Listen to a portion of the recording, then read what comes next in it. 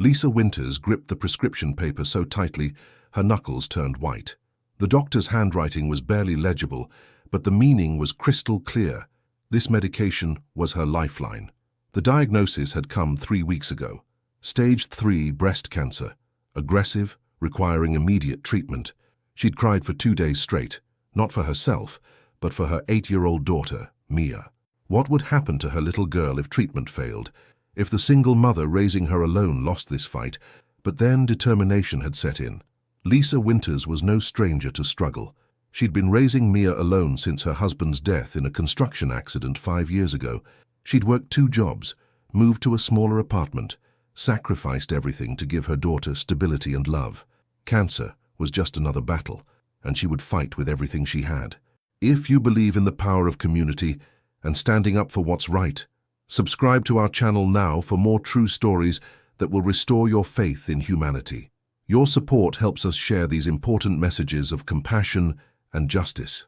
The medication on the prescription, Taxotere, was crucial to her chemotherapy protocol. Her oncologist had been clear, delaying treatment wasn't an option. The cancer was spreading, and time was of the essence. Lisa had health insurance through her job as an administrative assistant at a local community college, but her policy had a high deductible she hadn't met yet, and the co-pay for this particular medication was still substantial, $2,300 that she simply didn't have. She'd spent the past week calling charities, applying for patient assistance programs, even launching a GoFundMe that had raised only $487 so far. Her savings were depleted from the diagnostic tests and initial consultations. Her credit cards were maxed out from years of careful but necessary use. Emergency car repairs. That time Mia had pneumonia, the new water heater, when the old one flooded the basement of their tiny rental. Lisa had always been resourceful.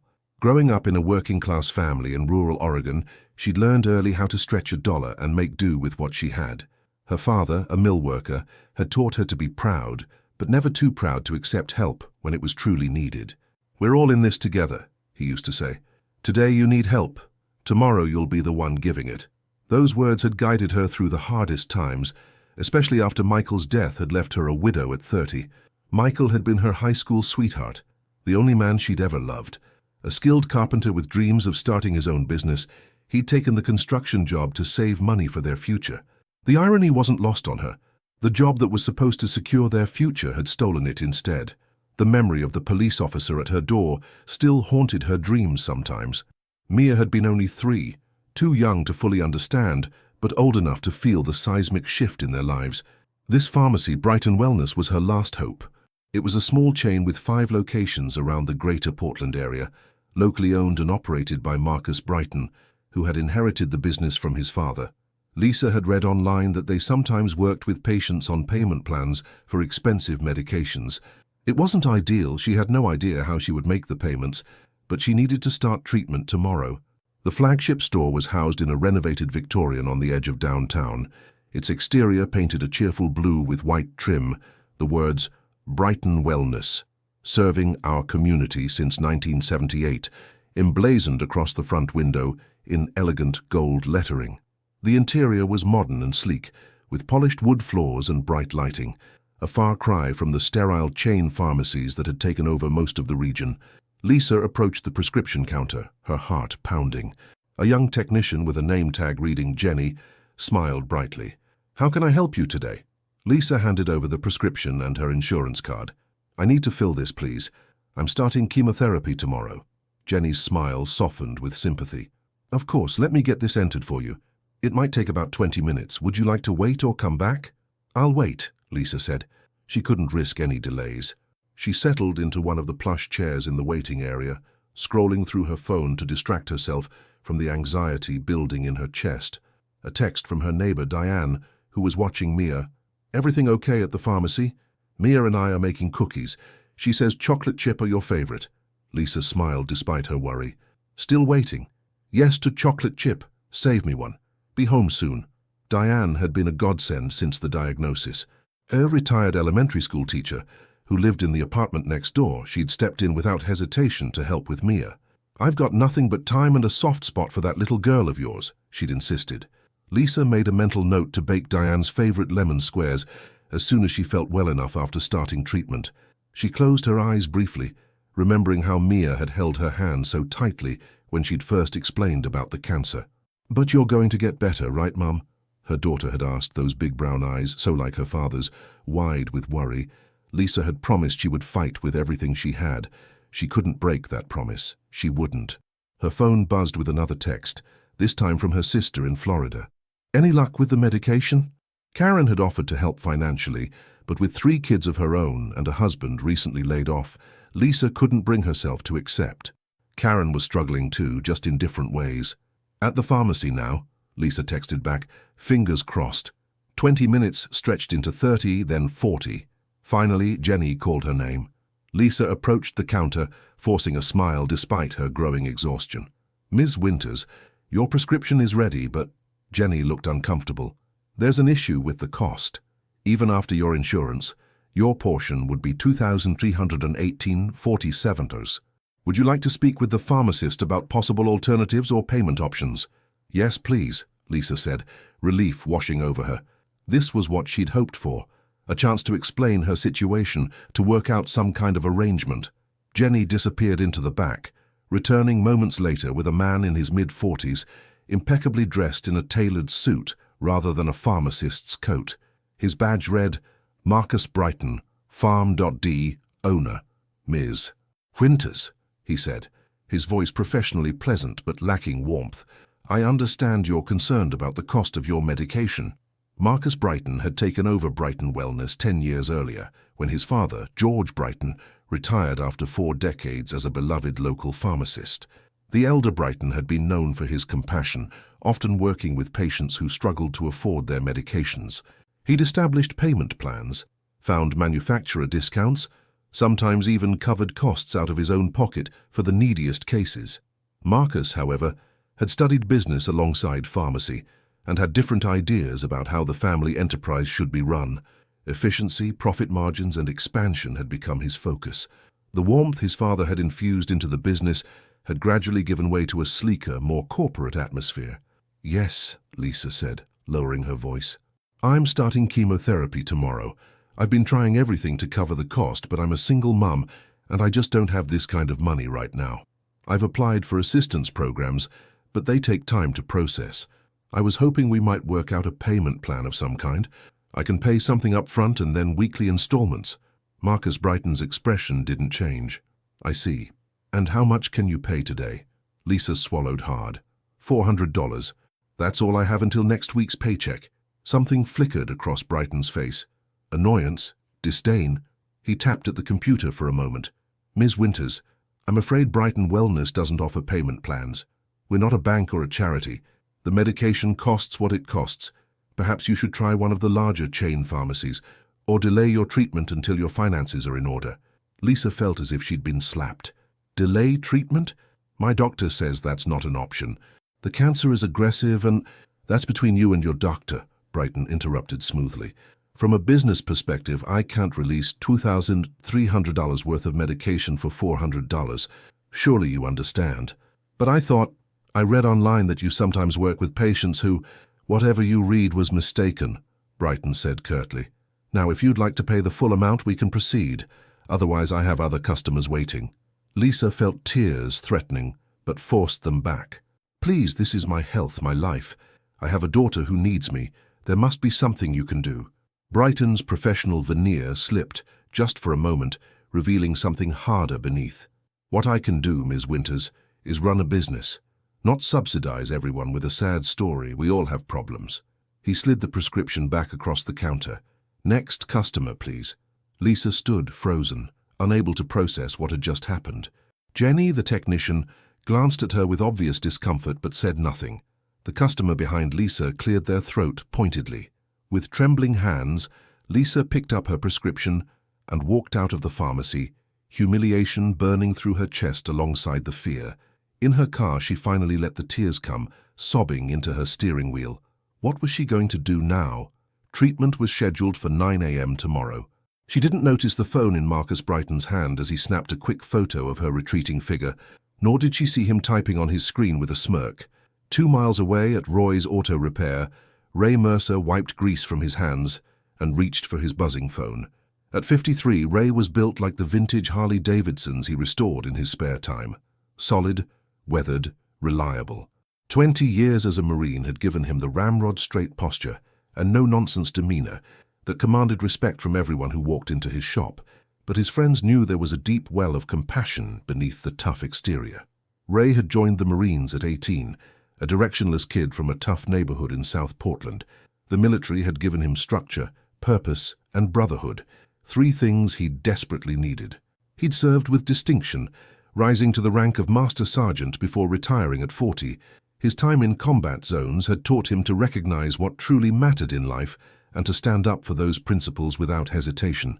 Ray had opened his shop after retiring from the Corps, turning his lifelong passion for engines into a thriving business. The walls were decorated with memorabilia from his service days, alongside vintage motorcycle posters and photographs of the custom bikes he'd built. His reputation for honesty and fair pricing had made Roy's Auto Repair a cornerstone of the community. He employed 3 mechanics, 2 of whom were veterans like himself, and he made a point of hiring at least 1 intern each year from the local high school's vocational program. Ray frowned at his phone screen. A notification from a local business owner's Facebook group. Marcus Brighton had posted something. Ray had never liked the man. Too slick, too concerned with profits over people, but they ran in some of the same circles due to both owning businesses in the area. The post made Ray's blood run cold. Another day, another sob story. Entitled customers think running a business means giving away product for free. Single mom claims she needs cancer meds, but only wants to pay fraction of cost. Not my problem if you can't afford your health care. This isn't a charity. Small business struggles. Pay full price or walk. Attached was a photo clearly taken from behind the counter, showing a woman walking away, shoulders slumped in defeat. Though her face wasn't visible, the invasion of privacy was blatant and appalling. The comments below were split, some business owners agreeing with Brighton's stance about not running a charity, others expressing shock at the callousness of the post and the inappropriate photo. But what caught Ray's attention was a comment from Jenny, the pharmacy technician. "Mr. Brighton, I don't think it's right to post about our customers like this. That woman is really sick and was crying in her car afterward. She's just trying to get medicine for her cancer treatment tomorrow. Please take this down." Brighton had replied, "Jenny, this is my business and my page. If you have concerns about my posts, we can discuss during your performance review next week." A thinly veiled threat to an employee who'd shown basic human decency. Ray's jaw tightened. The post had only been up for 20 minutes, but it already had dozens of comments and shares. Ray hit the call button for his friend Mike Bear Donovan, president of the Iron Guardians Motorcycle Club, a group that had evolved from its rougher roots into a community service organization that still maintained enough of its edge to command respect and occasional fear. Bear had been Ray's brother-in-arms during their Marine days. They'd served 3 tours together, saved each other's lives more times than either could count, and when they'd returned to civilian life, they'd found purpose in the Iron Guardians. The club had been founded by Vietnam veterans in the 1970s, but had gradually transitioned from its outlaw origins to become a force for good in Portland, though many still viewed them with suspicion based on outdated stereotypes. At 6'4" and nearly 300 pounds, Mike Bear Donovan lived up to his nickname. His imposing physical presence, enhanced by a full grey beard and arms covered in tattoos, belied a strategic mind and a deeply compassionate nature. After leaving the Marines, he'd earned a degree in social work and now divided his time between leading the Iron Guardians and counseling veterans struggling with PTSD at the local VA hospital. The club had become his extended family, and under his leadership had shifted its focus to community service and support for vulnerable populations. "Bear," Ray said when his friend picked up, "you need to see something. Brighton, that pharmacy owner. He just posted something that'll make your blood boil." Ray could hear Bear's heavy breathing as he looked at the forwarded post. "Son of a—" Bear's voice was a low growl. "Who does this to a cancer patient and then posts about it?" "Thought you'd want to know," Ray said. "Figured the Guardians might have some thoughts." "We do," Bear said, his voice dangerously calm. "We definitely do. I'm calling an emergency meeting. 1 hour at the clubhouse. Can you make it?" "Wouldn't miss it," Ray replied, already reaching for his jacket. Ray's mind raced as he closed up his shop early, leaving a hastily scrawled note on the door. "Family emergency. Closed for the day. Call my cell for urgent repairs." This was the kind of situation that demanded immediate action, the kind the Iron Guardians had been addressing for years in their own way. He thought about his late wife, Maggie, who had lost her own battle with cancer 7 years earlier. How the insurance companies had fought them every step of the way. How the astronomical costs had nearly bankrupted them even with decent coverage. How the Iron Guardians had rallied around them, organizing fundraisers, providing meals, making sure Ray could be at Maggie's bedside instead of working. After she was gone, Ray had channeled his grief into the club's community service efforts, determined to help others avoid the same struggles. Maggie had been his anchor, the calm center in his sometimes chaotic life. They'd met at a veterans event shortly after his return to civilian life, and her quiet strength had helped him navigate the difficult transition. A kindergarten teacher with an infectious laugh, she'd brought light and purpose back into his life after the darkness of war. Her diagnosis, ovarian cancer, stage R4 by the time they caught it, had come like a thunderbolt from a clear sky. 18 months of aggressive treatment had followed, a roller coaster of hope and despair. Through it all, Maggie had maintained her courage, more concerned about Ray's well-being than her own. "Promise me you won't shut down when I'm gone," she'd made him swear in her final days. "Promise me you'll keep your heart open." It had been the hardest promise he'd ever made, but he'd kept it, finding purpose in helping others through the Iron Guardians. The club had become his lifeline, his family, his way of honoring Maggie's memory. The Iron Guardians clubhouse was a converted warehouse on the outskirts of town, its exterior deliberately nondescript, except for a small stylized logo of a motorcycle helmet with wings. Inside, however, was a different story.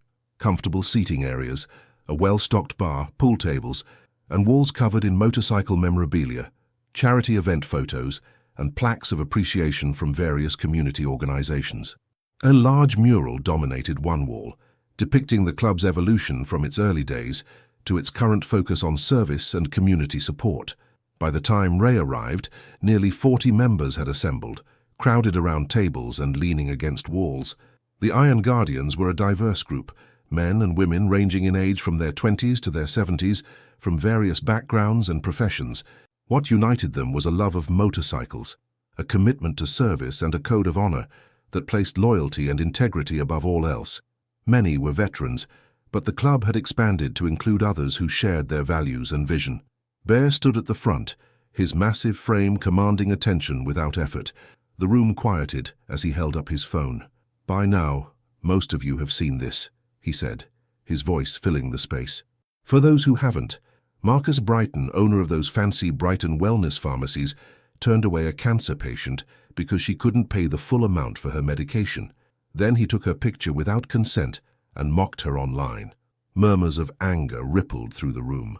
"What's more," Bear continued, "when one of his employees spoke up about it, he threatened her job. Now the Iron Guardians have always stood for protecting our community. It's why we do toy runs for Christmas, fundraisers for the Children's Hospital, and escort services for kids getting bullied. This situation falls squarely in our wheelhouse." A voice from the back called out, "What do we know about the woman?" Ray stepped forward. "I made some calls. Her name is Lisa Winters, single mum, 8-year-old daughter. Husband died in a construction accident 5 years ago. Works at Portland Community College. Diagnosed with aggressive breast cancer 3 weeks ago. Treatment starts tomorrow, but she needs this medication first." "How much is the shortfall?" another voice asked. "About $1,900, Ray answered. "She had $400 to put down today." Bear nodded. "First things first, we need to get her the medication. I'm putting in $200 right now. Who's with me?" Hands shot up around the room, wallets appeared, and a collection basket began circulating. But it was clear from the expressions around the room that simply paying for the medication wouldn't be enough. Brighton's actions had crossed a line that demanded a more visible response. Samantha Doc Rodriguez, a former combat medic who now worked as an ER nurse, spoke up. "We should coordinate with other clubs. Brighton has 5 locations.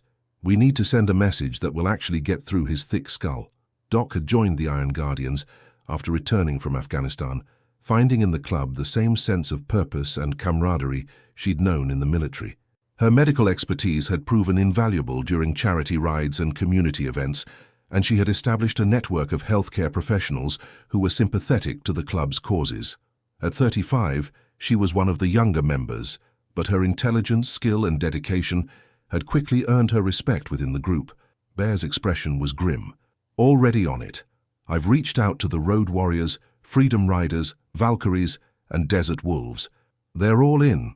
The named clubs represented a diverse cross-section of Portland's motorcycle community, from traditional male-dominated groups to the all-female Valkyries, from veterans organizations to clubs focused on specific causes. What they all shared was a commitment to community service and a deep-seated sense of justice. "What exactly are we planning here?" asked a newer member cautiously. Bear's smile wasn't friendly. "Nothing illegal, nothing violent, just a very noticeable presence." Brighton thought it was okay to shame someone fighting for their life. I think it's time he learned what it feels like to be on the receiving end of community judgment. The planning took less than an hour. Phone calls were made, signals sent out across the city's motorcycle community, roles assigned. Money was counted. They'd raised over $3,000 among just the people in the room. Ray volunteered for perhaps the most important job, finding Lisa Winters and ensuring she got her medication in time for tomorrow's treatment. It wasn't difficult to track her down. Portland wasn't that large a city, and Ray had connections throughout the community. A friend of a friend worked at the community college with Lisa and provided her address, a modest apartment complex in a working-class neighborhood. As Ray pulled up on his Harley, he considered how this might look. A large tattooed man appearing uninvited at a single mother's door. He removed his helmet and leather jacket, leaving him in a plain black t-shirt that covered most of his tattoos. Less intimidating, but still not ideal. He pulled out his phone and called the mutual contact. "Hey, Sarah, it's Ray. I'm outside Lisa's place, but I realize this might seem sketchy. Would you mind calling her and letting her know I'm here to help with the medication situation? I don't want to frighten her or her kid." Sarah agreed immediately, understanding the delicacy of the situation. Ray waited, leaning against his bike, trying to look as non-threatening as possible. He noticed curtains twitching in neighboring windows. A strange man on a motorcycle naturally attracted attention in a family-oriented complex like this. 5 minutes later, the apartment door opened cautiously.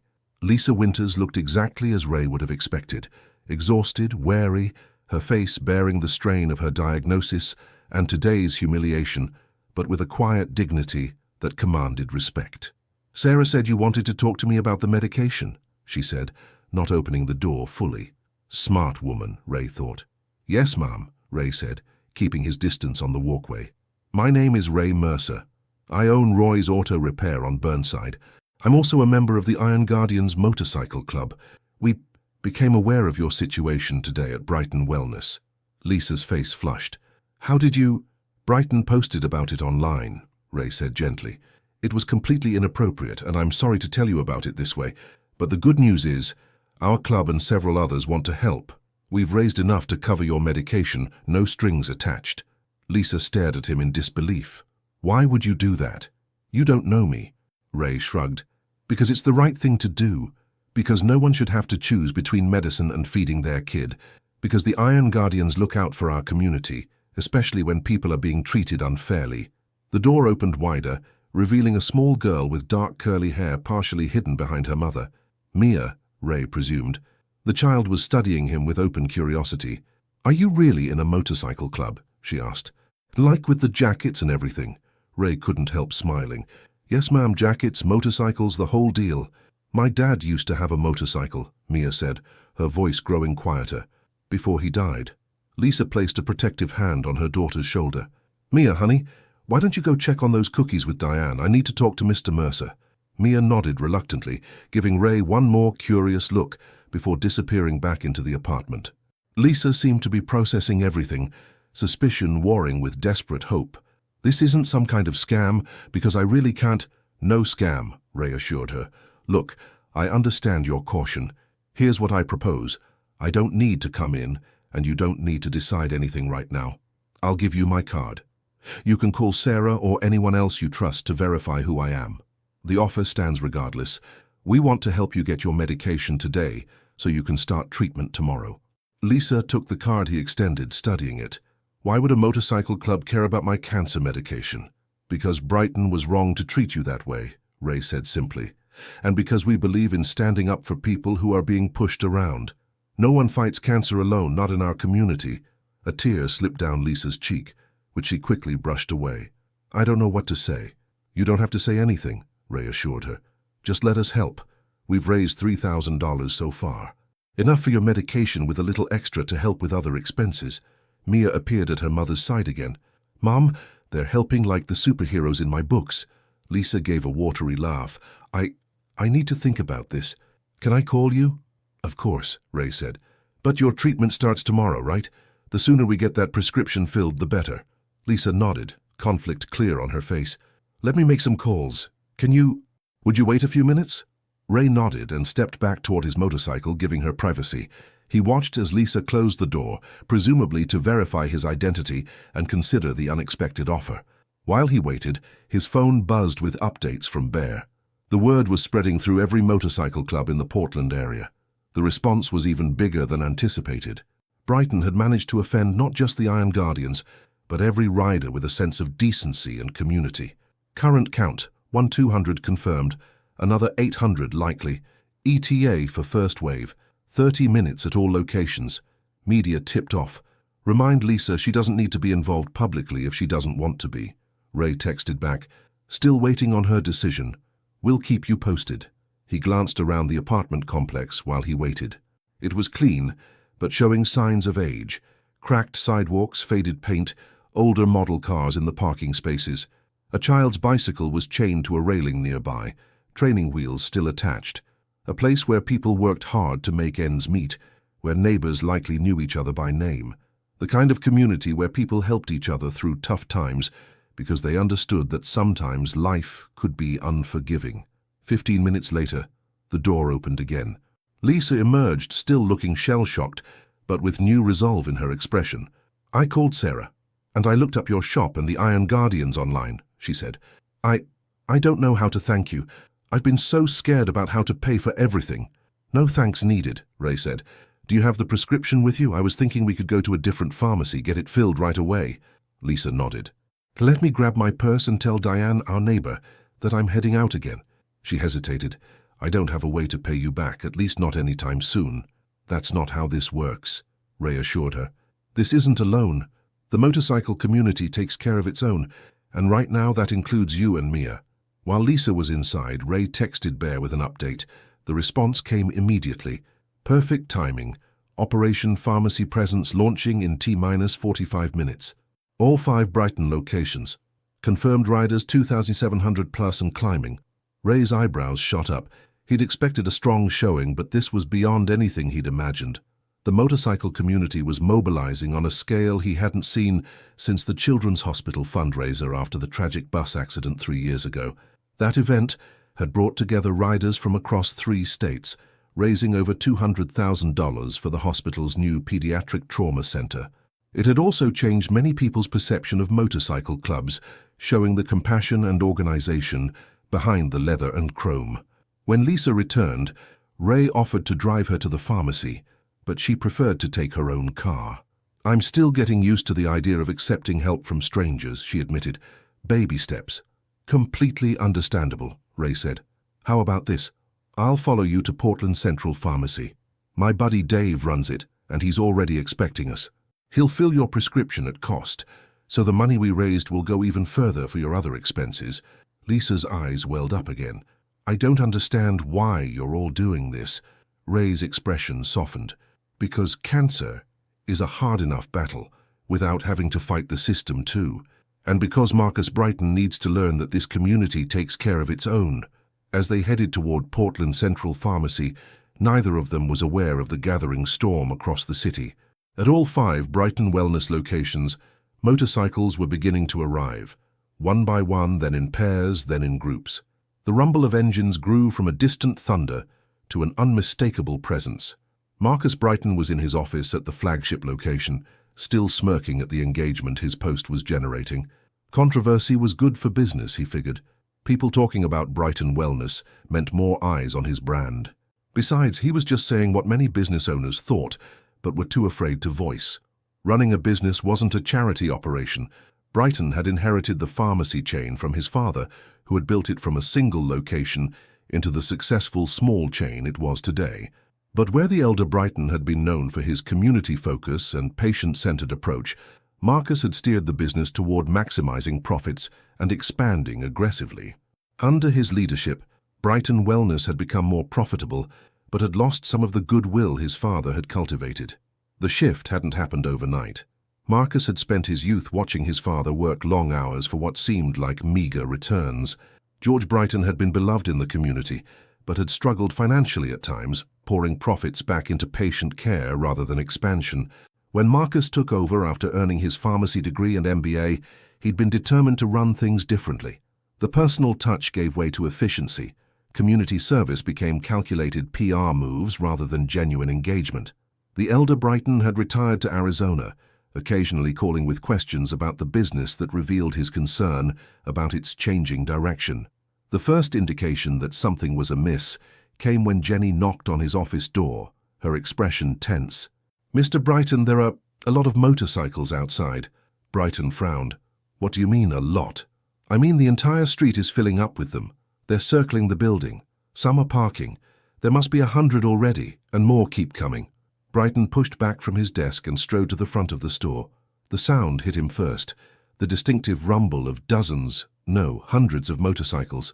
Through the large front windows he could see them: Harleys, Indians, Triumphs, sport bikes, cruisers, riders in leather cuts bearing patches from every club in the region, and they were still arriving. Some riders remained on their bikes, circling the block slowly, engines growling. Others had parked and were gathering on the sidewalk in small groups, their leather vests displaying an array of club patches and insignia. There was no shouting, no aggressive gestures, just a steadily growing presence that couldn't be ignored. The few regular customers who had been in the store were leaving quickly, eyeing the gathering with a mixture of curiosity and nervousness. As Brighton watched, stunned, 3 massive riders dismounted and walked toward the entrance. The largest, a mountain of a man with a grey beard and a cut reading Iron Guardian's MC president, pushed through the door, setting the bell jingling with incongruous cheerfulness. "Marcus Brighton?" the man asked, though it was clear he already knew the answer. Brighton straightened, trying to project authority despite the sudden dryness in his mouth. "That's me. What's going on here? If this is some kind of intimidation tactic—" "Nothing of the sort," Bear said, his voice deceptively mild. "Just a community response to your community post. You remember, the one where you mocked a cancer patient and threatened your employee?" He gestured to Jenny, who was watching wide-eyed from behind the counter. "That was a private business owners group," Brighton said, his voice not quite steady. "How did you—" "Nothing's private once it's online," Bear shrugged. "Word travels fast, especially when someone with influence decides to punch down at a vulnerable member of our community." Through the windows, Brighton could see the motorcycles continued to arrive. The street was now completely lined with them, and riders were beginning to fill the sidewalk, standing in small groups, arms crossed, eyes on the pharmacy. There was no overt threat, no weapons, no aggressive moves, just an overwhelming presence. "What do you want?" Brighton demanded. "You can't just block access to my business. It's illegal." Bear smiled, not pleasantly. "We're not blocking anything. We're just a group of concerned citizens who decided to visit your establishment at the same time. Funny coincidence, isn't it? And look, many of us are standing in line to make purchases." He gestured to several riders who were indeed browsing the aisles with exaggerated interest in over-the-counter medications and toiletries. "And the best part?" Bear continued. "This isn't just happening here. It's happening at all 5 Brighton wellness locations, simultaneously." Brighton's face drained of color. That's harassment." "Is it?" Bear asked innocently. "We're just shopping. Very, very slowly. And there are a lot of us, and we all want to talk to you about your customer service policies, particularly as they relate to cancer patients." Brighton's phone buzzed. A text from his manager at the Westside location. "Sir, there are at least 500 bikers here. They're just standing around, buying single items, asking detailed questions about our pricing policies. Customers can't get in. What should we do?" As if on cue, 3 more messages arrived from his other locations, all with the same theme. Brighton looked up to find Bear watching him with cold satisfaction. "You're killing my business," Brighton hissed. "No," Bear corrected. "You did that yourself when you decided profit was more important than a woman's life, when you humiliated her publicly for daring to ask for help, when you threatened your employee for showing basic human decency." Another text buzzed through, this one from his assistant manager at the East Portland location. Local news van just pulled up.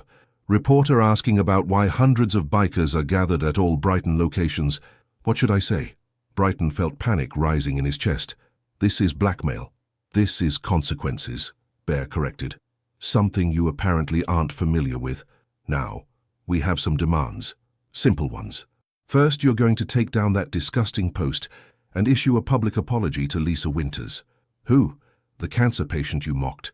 The single mother who needed life-saving medication. Keep up, Marcus. Brighton swallowed hard. And if I don't? Bear gestured to the scene outside, which had grown even larger in the few minutes they'd been talking. Then I hope you enjoy your new status as the pharmacy that treats cancer patients like garbage. I hope your business can survive being the place everyone associates with cruelty and callousness. I hope your investors don't mind that every Brighton wellness location is surrounded by peaceful motorcycle enthusiasts who just happen to be exercising their right to assemble and make very small purchases. The bell jingled again as two more Iron Guardians entered, nodding respectfully to Bear before beginning to browse the sunscreen selection with exaggerated interest. One of them, a woman in her 30s with a sleeve of colorful tattoos, picked up a bottle, studied it with theatrical care, then turned to her companion. What do you think, Joe? SPF 30 or 50? I just can't decide. Maybe I should compare all 20 varieties they have here. Brighton's phone was now buzzing constantly. Managers, assistant managers, even his wife, who had apparently seen the growing commotion on local social media feeds. What else? Brighton asked, his voice hollow. Second, Bear continued as if there had been no interruption, you're going to establish a genuine prescription assistance program. Not just for show, but a real one with transparent criteria and a straightforward application process. We'll be watching to make sure it actually helps people. That would cost thousands, maybe tens of thousands a year. Bear shrugged.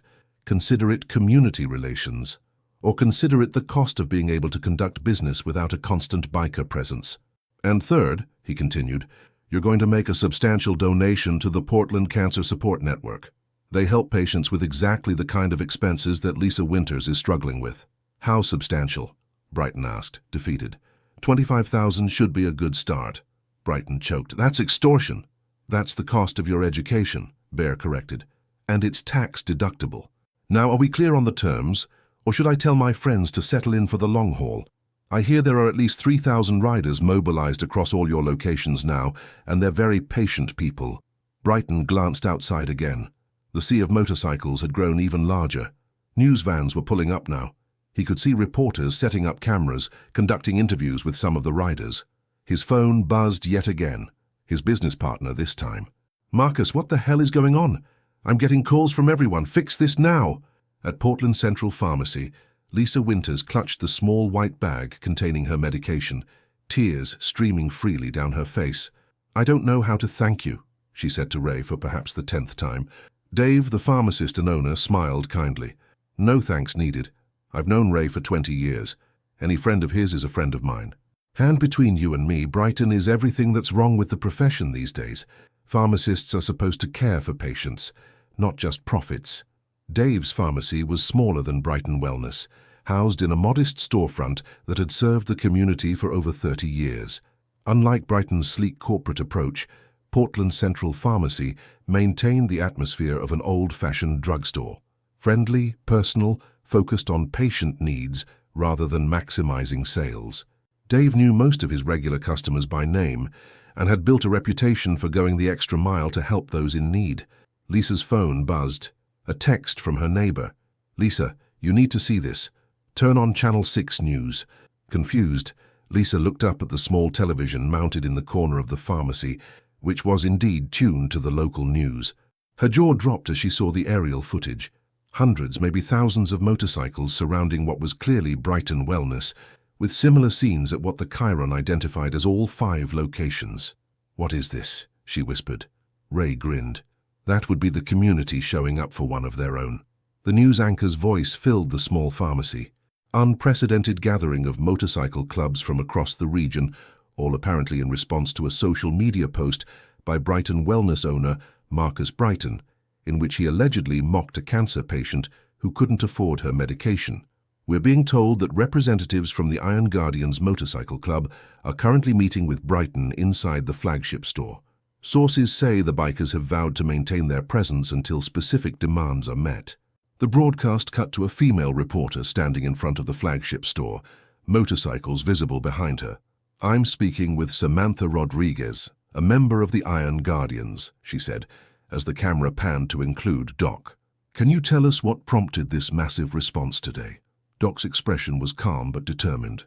"We're here because everyone deserves access to life-saving medication. We're here because a member of our community was humiliated for asking for help. We're here because sometimes you need to stand up and say that's not acceptable. The motorcycle community may look intimidating to some, but at our core, we're about protecting the vulnerable and holding the powerful accountable." Lisa turned to Ray in shock. "This is all for me?" Ray shook his head. "Not just for you. For everyone who's been treated the way you were. For everyone who's had to beg for health care they should be able to access as a basic right. Brighton just happened to pick the wrong person to mistreat on the wrong day." Lisa's phone rang, her oncologist's office, confirming her 9 a.m. appointment for tomorrow and making sure she had been able to fill her prescription. As she answered in the affirmative, still dazed by the turn of events, Ray's own phone buzzed with an update from Bear. Brighton folded. "Deleting post now. Public apology being drafted. Assistance program agreed. Donation confirmed. Might need you back at flagship to help draft the program details, since you've got the business background." Ray smiled as he texted back, "On it. Mission accomplished with Lisa. Medication obtained. See you in 20. When he looked up, Lisa was watching him, a complex mix of emotions on her face. "Your club did all of this because of what happened to me today?"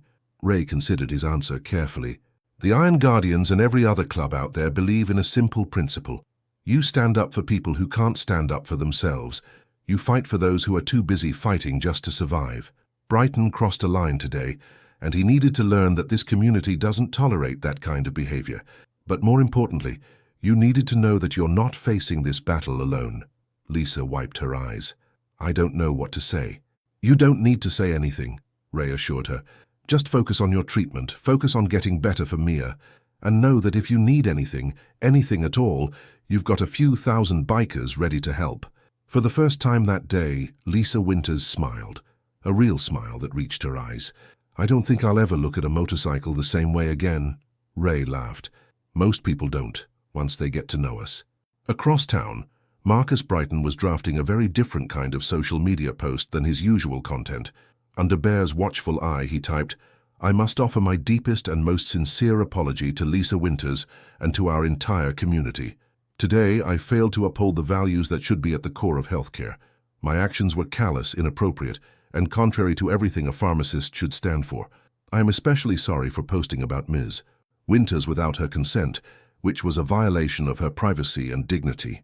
Effective immediately, Brighton Wellness is establishing a comprehensive medication assistance program for patients facing financial hardship. We are also making a $25,000 donation to the Portland Cancer Support Network to help others in similar situations. To my employee who spoke up about my inappropriate behavior, thank you for your courage.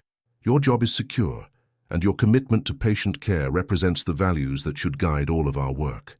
I have learned a powerful lesson today about community, compassion, and accountability. I am committed to earning back your trust and ensuring that Brighton Wellness truly lives up to its motto of serving our community."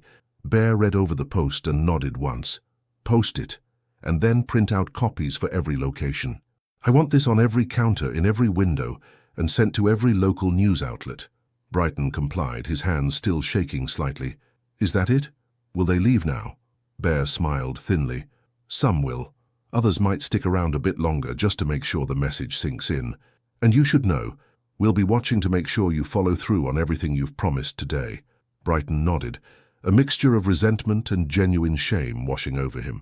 His father had always emphasized the responsibility that came with being a healthcare provider, the trust patients placed in their pharmacists. Somewhere along the way, he'd lost sight of that, focusing instead on the bottom line. The look of desperation on Lisa Winters' face flashed through his mind, followed by the realization of how his father would have handled the situation, with compassion, not contempt. Outside, the sea of motorcycles had, if anything, grown larger. News vans from every local station had arrived, capturing footage of the peaceful but overwhelming show of solidarity. Social media was exploding with images and videos, the story spreading far beyond Portland. A Brighton wellness was trending, along with Bikers for Justice and Healthcare for All. When Ray arrived back at the flagship store, he found a transformed Brighton. The pharmacy owner looked 10 years older, his previous arrogance replaced by a shell-shocked humility. "Mr. Mercer," Brighton said, recognizing him from business association meetings. "I didn't realize you were part of this." "Part of what?" Ray asked innocently. "A community that looks out for each other? That values people over profit? Yeah, I'm definitely part of that." For the next 3 hours, Ray worked with Brighton, Bear and several other riders with relevant experience to craft the details of the new assistance program. They ensured it had clear eligibility criteria, a streamlined application process, and sufficient funding to make a real difference. "This isn't just about today," Ray explained as they worked. "This is about making sure what happened to Lisa Winters doesn't happen to anyone else who walks through your doors." Brighton nodded, a new understanding dawning in his eyes. "My father would have never turned her away. He built this business on caring for people, not just selling to them. Somewhere along the way, I lost sight of that." "Never too late to get back to those roots," Bear said, not unkindly. As evening fell, the motorcycle presence gradually thinned, though a contingent remained at each location, a reminder that promises made under pressure would still need to be kept in the coming days and weeks. News of what had happened spread rapidly through Portland and beyond. By nightfall, Lisa Winters' GoFundMe had exploded, reaching over $50,000 in donations from people touched by her story and impressed by the community's response. Comments poured in from across the country. "As a cancer survivor who struggled with medication costs, thank you for standing up for her. My brother is in a motorcycle club. They raised $10,000 for my son's medical equipment last year. These folks are the real heroes. This is what community looks like. We need more of this." The next morning, as Lisa prepared for her first chemotherapy treatment, she found a group of 5 motorcycles waiting outside her apartment, a volunteer escort to ensure she arrived safely and on time. To her surprise, one rider was Jenny, the pharmacy technician from Brighton Wellness. "I wanted to make sure you were okay," Jenny explained, "and to apologize for not doing more yesterday." "You stood up for me," Lisa said. "That took courage." Jenny smiled. "I'm just glad it worked out. And I ride too, not with a club, just for fun. When I heard what the Iron Guardians were doing, I knew I wanted to be part of it." The small convoy escorted Lisa to the cancer center, their presence drawing curious looks, but also supportive waves from passers-by who had seen the news. Similar escorts would become a regular feature of her treatment journey in the months to come. The Iron Guardians established a rotation system, ensuring Lisa never had to face an appointment alone unless she chose to. 2 weeks later, Brighton Wellness unveiled its official Community Care Prescription Assistance Program, with Lisa Winters invited as the guest of honor at the launch event. Brighton, still humbled by the experience, shook her hand with genuine remorse in his eyes. "I am truly sorry for how I treated you," he said quietly, "and grateful for the lesson, harsh as it was." Lisa, already showing the effects of her treatment but standing tall nonetheless, nodded. "Sometimes we need to be reminded of our common humanity. I'm just glad something positive came out of it." The program would go on to help hundreds of patients in its first year alone, becoming a model that other independent pharmacies around the country would adopt. Brighton himself underwent something of a transformation, gradually rebuilding his reputation by demonstrating a genuine commitment to patient care over profit. He reached out to his father, who returned from Arizona to help implement the assistance program, bringing with him decades of experience in balancing business needs with compassionate care. The elder Brighton's pride in seeing the family business return to its roots was evident in the way he moved through the stores, reintroducing himself to long-time customers and sharing stories of the pharmacy's early days with newer staff. As for the Iron Guardians and the other motorcycle clubs, their reputation in Portland was forever changed as well. The image of thousands of bikers mobilizing in hours to stand up for a single cancer patient became a symbol of community solidarity that transcended stereotypes and prejudices. 6 months later, Ray visited Lisa at her apartment to check in, as he did regularly. Her treatment was grueling, but the prognosis was improving. The medication was working. Mia greeted him with an enthusiastic hug. The tough biker had become something of an honorary uncle to the little girl, who was now fascinated with motorcycles and insisted she would ride one someday. "Not until you're at least 30, Lisa called from the kitchen, her voice lighter than Ray had heard it in months. Despite the hair loss from chemotherapy and the weight loss that made her clothes hang loosely on her frame, there was a new energy about her, a cautious optimism that grew stronger with each promising scan result. Lisa handed him a cup of coffee as they sat in her small living room. "My oncologist says if things continue this way, I could be in remission by spring." "That's fantastic news," Ray said with genuine pleasure. "The whole club will be thrilled to hear it." The walls of the apartment now held several framed photographs of Lisa and Mia surrounded by Iron Guardians at various events: a summer barbecue the club had hosted, a fundraising walk for cancer research, where Mia had proudly worn a miniature leather vest made specially for her by one of the members, a Christmas party where Santa had arrived on a customized Harley. Lisa's expression grew serious. "I've been thinking a lot about what happened. How thousands of people I'd never met came together for me when I needed it most. How it changed everything, not just for me, but for so many others who will benefit from that assistance program." Ray nodded, waiting for her to continue. "When I'm better," she said, determination in her eyes, "I want to pay it forward somehow. I've been talking with some of the other patients I've met during treatment. We're thinking of starting a patient advocacy group, something that can help others navigate the system, fight for access to medications, deal with insurance denials." "That sounds perfect," Ray said. "And you know you'll have the support of every motorcycle club in Portland." Lisa smiled. "I never would have imagined that leather-wearing bikers would become my guardian angels. Life is strange." "Not strange," Ray corrected. "Just a reminder that you can't judge a community by its appearance. Sometimes the people who look the toughest are the ones with the biggest hearts. Sometimes the ones who've faced the hardest roads are the most determined to make the journey easier for others." Outside, the rumble of motorcycles passed by, a group of Iron Guardians on their way to their regular volunteer shift at the Children's Hospital. Lisa and Ray both smiled at the now familiar sound. "You know," Lisa said, "I used to think I was alone in this fight. A single mum with cancer and mounting bills, about as alone as you can get. Now I realize I couldn't have been more wrong. None of us is ever truly alone, not when we're part of a community willing to stand up for each other."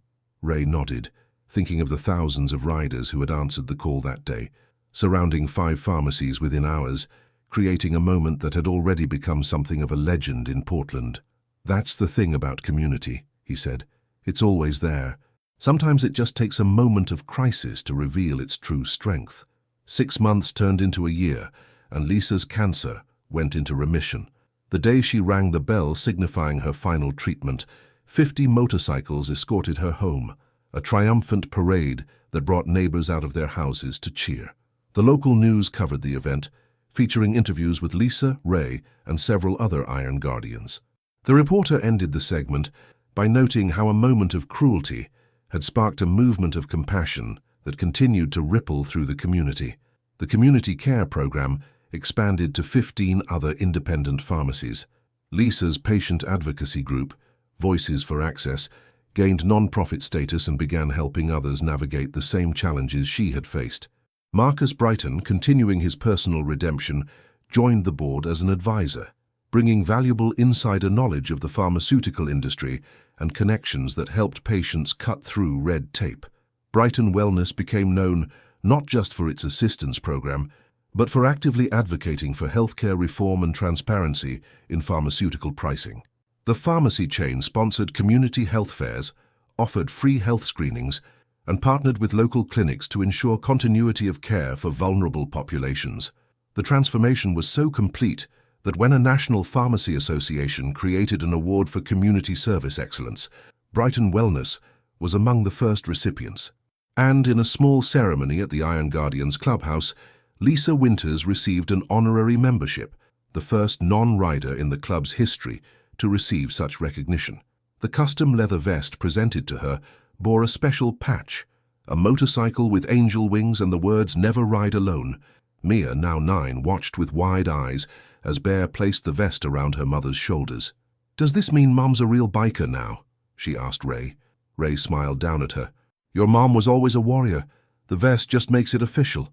As the celebration continued around them, Lisa found a quiet moment to speak with Ray. You know, that day at Brighton's pharmacy was the lowest point of my life. I thought it was the beginning of the end. Instead, it turned out to be the beginning of something beautiful. That's how it often works, Ray said. The darkest moments reveal where the light is coming from. Lisa touched the patch on her new vest. Never ride alone. I never will again, will I? Not in this lifetime, Ray promised. Not in this community. Outside, the sound of motorcycles filled the air. Not a threat, not a disruption, but a promise.